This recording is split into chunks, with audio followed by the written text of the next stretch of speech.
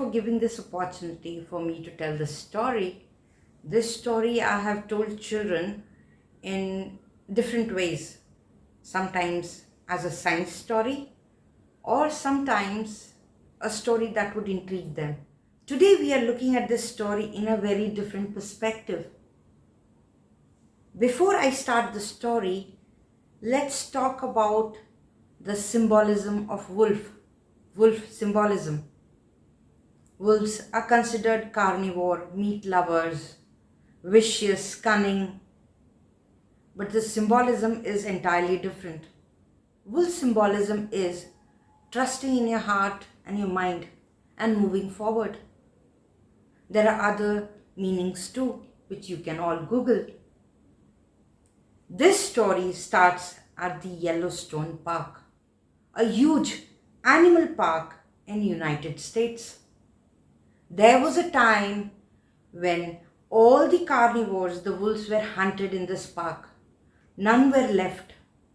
What a perfect environment for the herbivores, the rabbits, the deer, the mouse, all these tiny animals to survive and thrive.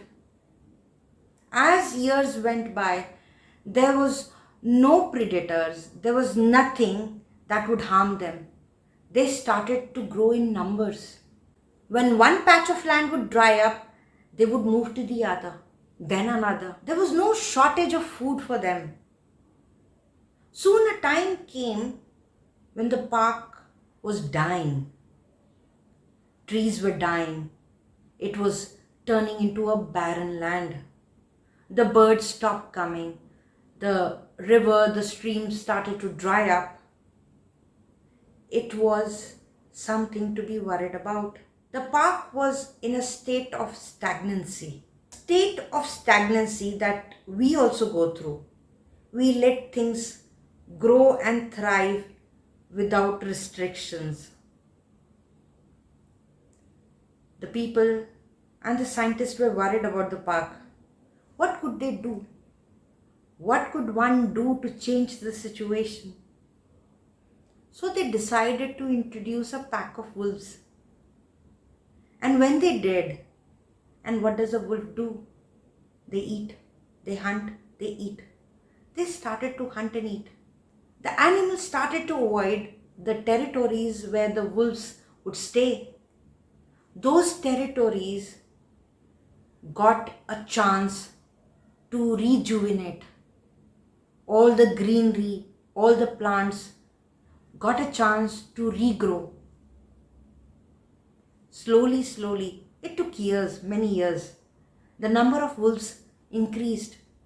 The number of herbivores was controlled.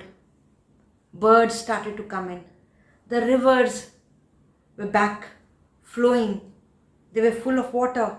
The introduction of the wolves was the biggest ecological change the park needed. The wolves changed the course of the river and changed Yellowstone Park. Now, which wolf are you planning to introduce in your life to change the course of your life? We too sometimes need to go from the state of stagnancy to a state of movement. What change are you going to introduce in your life so that you as a person thrive and are not stagnant? I hope you enjoyed this story as much as I enjoyed telling you this story. With gratitude, thank you.